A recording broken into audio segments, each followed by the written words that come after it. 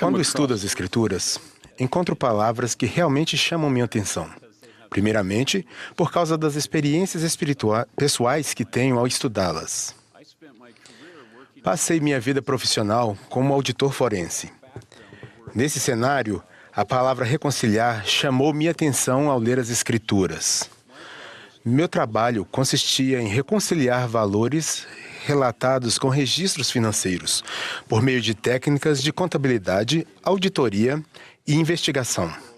Em outras palavras, meu objetivo era alinhar relatórios financeiros com os documentos financeiros existentes para assegurar precisão e validade.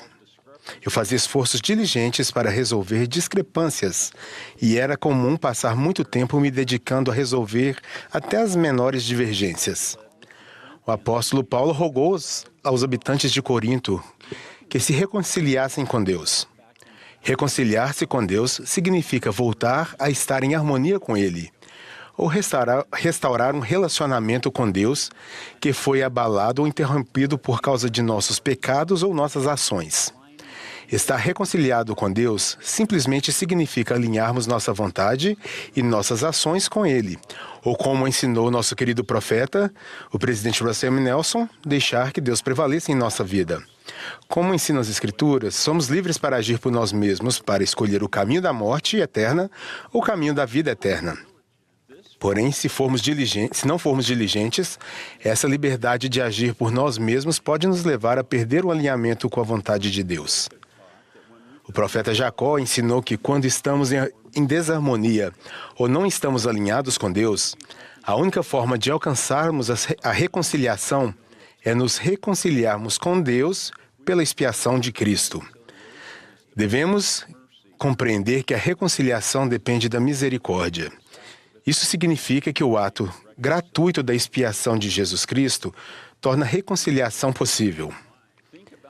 Ao ponderar sobre sua própria vida, pense a respeito de um momento em que você sentiu distante do Pai Celestial porque se afastou dele. Por exemplo, talvez você tenha ficado menos diligente em suas orações a Ele ou em guardar seus mandamentos. Assim como escolhemos nos afastar de Deus, devemos escolher iniciar os esforços de reconciliação. O Senhor enfatizou nossa responsabilidade quando disse: "Achegai-vos a mim e achegar-me-ei a vós. Procurai diligentemente e achar-me-eis. Pedi e recebereis. Batei e ser-vos-á aberto." Como o Salvador nos ajuda a restaurar e reconciliar este importante relacionamento? No meu caso, progrido grandemente na minha jornada de reconciliação com Deus quando sigo os conselhos do presidente Nelson e me arrependo a cada dia. A razão disso é que a reconciliação significa a restauração de um relacionamento interrompido, particularmente entre Deus e a humanidade, por meio da remoção da barreira do pecado. Uma das grandes reconciliações que encontramos nas Escrituras é a de Enos. Algo na vida dele não estava alinhado com Deus. Ele foi um exemplo de como confiar na expiação de Jesus Cristo para nos reconciliarmos com Deus. Enos explicou com desejo de se arrepender, sua humildade, seu foco e sua determinação. A reconciliação dele com Deus foi confirmada por uma voz que veio a ele dizendo: "Enos, perdoados são os teus pecados, e tu serás abençoado." Enos reconheceu o impacto que o arrependimento e a reconciliação tiveram nele ao dizer: "E eu, Enos, sabia que Deus não podia mentir. Portanto, a minha culpa foi apagada." A reconciliação traz não apenas o alívio dos sentimentos de culpa, mas também paz dentro de nós mesmos e em relação a outras pessoas. Ela cura relacionamentos, enternece o coração e fortalece nosso discipulado, trazendo crescente confiança diante de Deus.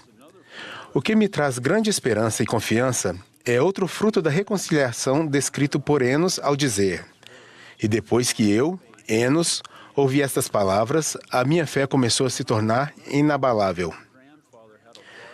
Quando eu era menino, meu avô materno tinha um grande pomar de cerejas. Tive a oportunidade de trabalhar no pomar, principalmente no verão, durante a colheita. Como eu era muito pequeno, minha participação era pegar um balde, subir em uma árvore e colher as cerejas. A colheita de cerejas mudou muito quando meu avô comprou uma máquina chamada de agitador de cerejeiras.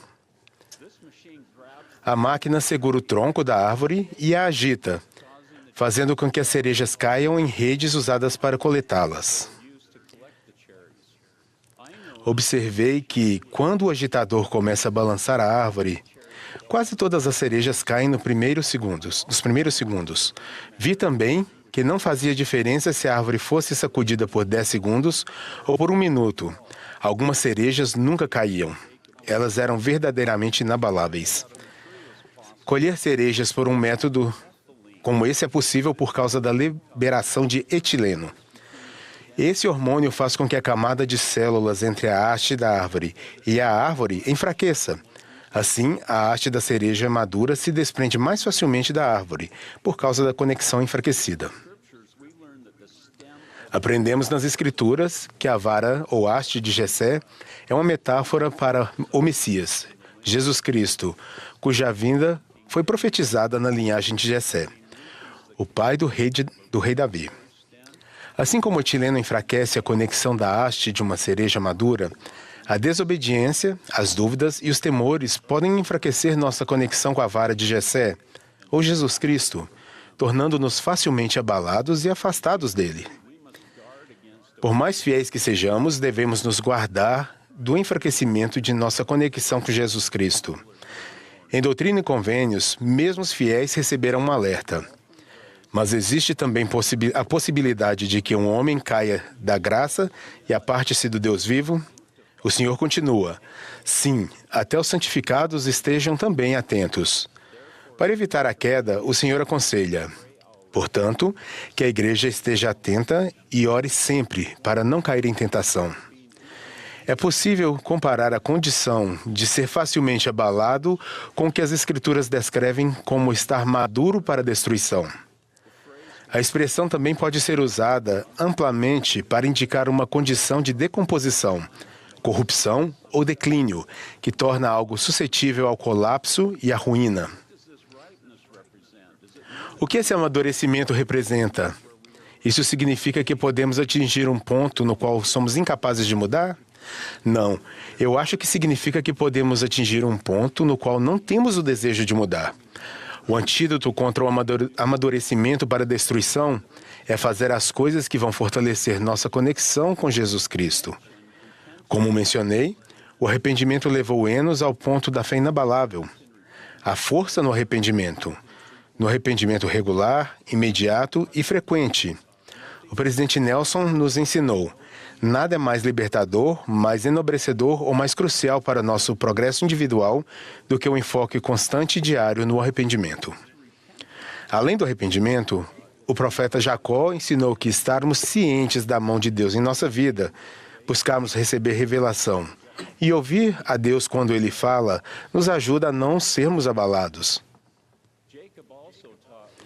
Jacó ensinou: portanto, estudamos os profetas e temos muitas revelações, e o espírito de profecia. E com todos esses testemunhos obtemos uma esperança e nossa fé torna-se inabalável.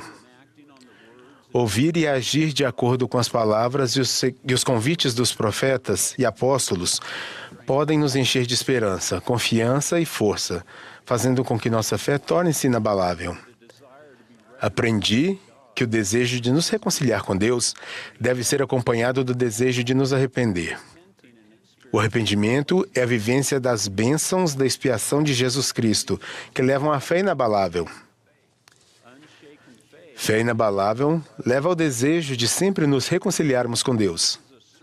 Esse é um padrão circular ou repetitivo. Irmãos e irmãs, eu os convido a se reconciliarem com Deus por intermédio da expiação de Jesus Cristo.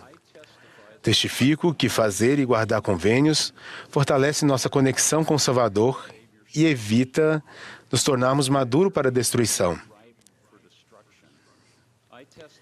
Testifico que essa reconciliação com Deus, por intermédio da expiação de Jesus Cristo, leva a uma fé inabalável. Sei que o Pai Celestial ama vocês e a mim, e que Ele enviou seu Filho amado, Jesus Cristo, para ser nosso Salvador, Redentor e nosso grande reconciliador. Testifico de Jesus Cristo e faço isso em nome de Jesus Cristo. Amém.